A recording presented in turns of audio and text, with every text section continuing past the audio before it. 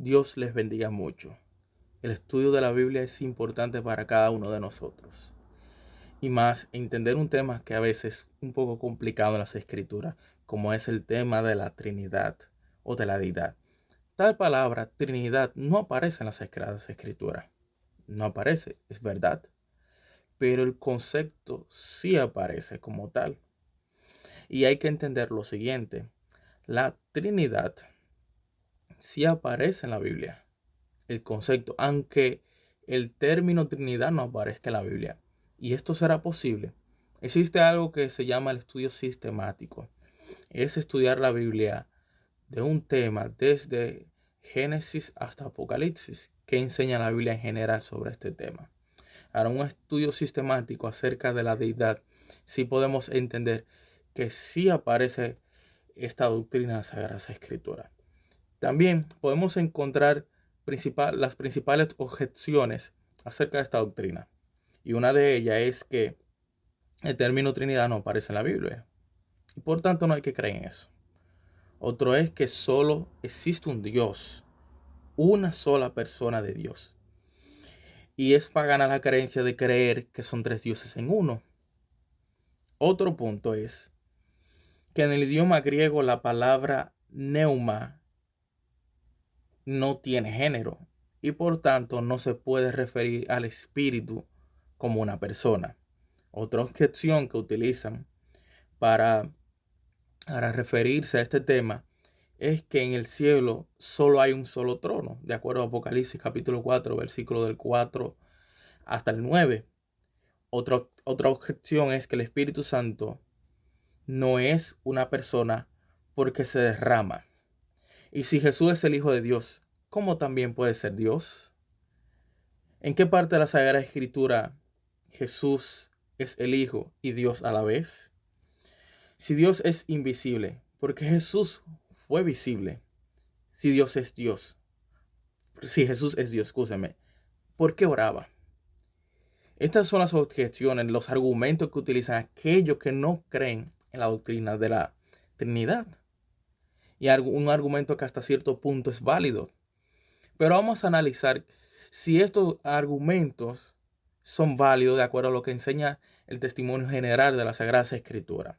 Vamos a analizar lo siguiente. La doctrina de la Trinidad.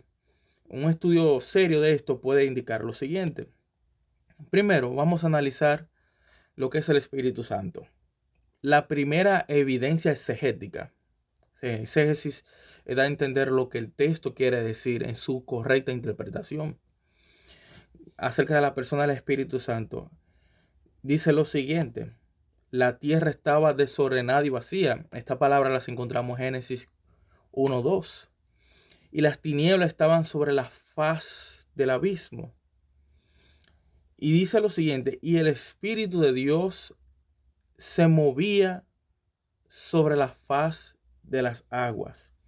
La palabra mover en hebreo es rahaf. Significa flotar. Significa la palabra rahaf significa flotar. Este verbo en Génesis capítulo 1, versículo 2, está en pie singular participo femenino y se traduce como estaba flotando. Este verbo indica una acción que solo se aplica a personas y no a un objeto inanimado o a una fuerza. O sea, la gramática y el idioma nos indica que no se puede referir a un objeto con las reglas, llamando las reglas gramaticales. Y el significado de esta palabra se lo voy a dejar al final del video, donde saqué los significados de cada cosa. Entonces, también está Robert Hermanson, comenta, es un buen comentario, que es exegético. Dice que literalmente continuaba cubriéndola como hace las aves empollando los huevos. La agencia inmediata del espíritu obraba sobre los elementos muertos y discordantes. Los combinaba, arreglaba y preparaba, adaptándolos para hacer la escena de una creación nueva. Sí, que el Espíritu Santo hacía algo que una fuerza no puede hacer. Y esto es así. El texto indica que es una persona y no una fuerza. También notamos en Génesis capítulo 1, versículo 26, que dice, y Dios dijo, hagamos al hombre a nuestra imagen conforme a nuestra semejanza y tenga dominio sobre los peces del mar, las aves de los cielos y sobre las bestias y sobre toda la tierra y sobre todo animal que se arrastra sobre la tierra. Esto indica, hermanos, que Dios cuando estaba creando no estaba solo. Y si mencionamos algún personaje, algunos dicen, no, habían ángeles, pero el mismo capítulo está diciendo que había otro personaje llamado el Espíritu Santo. O sea, no había otra persona en ese sentido. Sabemos que Job habla de que los ángeles se regocijaron cuando vieron a Dios crear. Pero si notamos en Génesis 1, no menciona ángeles, sino menciona al Espíritu Santo. Aunque los ángeles tuvieran, pero también estaba el Espíritu Santo en la obra creadora de todo. También sigue diciendo, la palabra de Dios hace mención de cualidades, de cosas que hace el Espíritu Santo que no lo puede hacer un ser inanimado. Por ejemplo, el Espíritu Santo consuela, el Espíritu Santo guía, el Espíritu Santo se entristece, el Espíritu Santo contiende, el Espíritu Santo enseña, el Espíritu Santo dirige a la iglesia, también intercede, también inspira, también santifica y hace todas estas cosas y son una evidencia contundente de que no es una fuerza. Espíritu Santo hace cosas que solamente una persona puede hacerlo, algo que tenga vida. Así que no se puede aplicar a nada de esto. No se puede aplicar a que sea una fuerza. Sí podemos entender lo siguiente. Hay un versículo muy claro, un suceso muy claro en Hechos de los Apóstoles, capítulo 5, desde el versículo 3 hasta el 4. Muy importante. Habla de Ananías y Zafira. Y que dice lo siguiente de ellos, que Satanás, dice versículo así, y dijo Pedro a Ananías, ¿por qué has llenado, Satanás, tu corazón para que mintiese al Espíritu Santo y que hace con parte del precio de la heredad, reteniéndola? ¿No te quedaba a ti y vendida? ¿No estaba en tu poder? ¿Por qué pusiste en tu corazón? No has mentido a los hombres, sino has mentido a Dios. O sea, el autor está haciendo una comparación del Espíritu Santo. O sea, Ananías le mintió al Espíritu Santo. Pero más adelante la aclara que no es simplemente el Espíritu Santo, le mintió a Dios. Es una comparación entre el Espíritu Santo y Dios. También notamos que Pedro igualó a Dios con el Espíritu Santo. Y segundo, Cristo dijo lo siguiente acerca del Espíritu Santo. Y yo rogaré al Padre y os dará otro consolador para que con este vosotros estéis para siempre.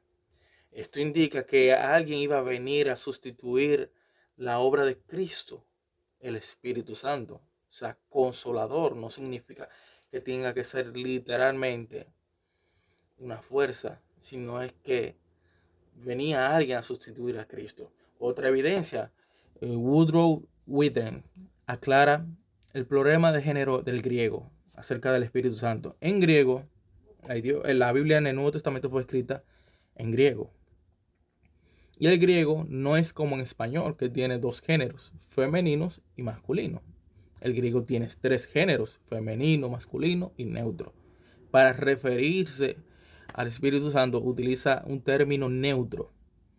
Pero este problema está solucionado, porque este autor comentó lo siguiente. Ante todo debemos observar que aunque la palabra espíritu, o sea, neuma, en griego está en género neutro, el pronombre personal ekeinos, aquel o él, se puede traducir al español, está en género masculino. Es este hecho gramatical lo que lleva a la mayoría de los traductores a traducir los pronombres personales que se refieren a estos pasajes como él, más bien que como ellos o ese. Entonces, al tener el kainos se traduce en masculino y el Espíritu Santo se hace referencia como una persona, como a él, como no es un objeto. También la Biblia habla mucho acerca del derramamiento del Espíritu Santo. Y esto es un género metafórico, porque la Biblia está llena de metáforas, lenguajes, muchas formas de describir las cosas para que podamos entender. Entonces habla de que el Espíritu Santo se derrama. Entonces, ¿cómo puede una persona derramarse? Eso es imposible. Pero si notamos, hay diferentes casos en la Biblia donde demuestra que una persona, utilizando este mismo término, dice que se derrama. Por ejemplo, Ana. Primera de Samuel capítulo 1 versículo 15 dice, y Ana les respondió diciendo, no, Señor mío, soy una mujer atribulada de espíritu. No he bebido ni vino ni sidra, sino que he derramado mi alma delante de Jehová. O sea, Ana dijo, me he derramado mi alma delante de Jehová.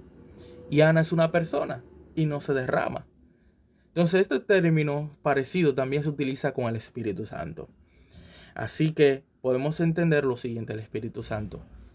De acuerdo a estas evidencias breves que les he dado, podemos entender que el Espíritu Santo es una persona y no una fuerza.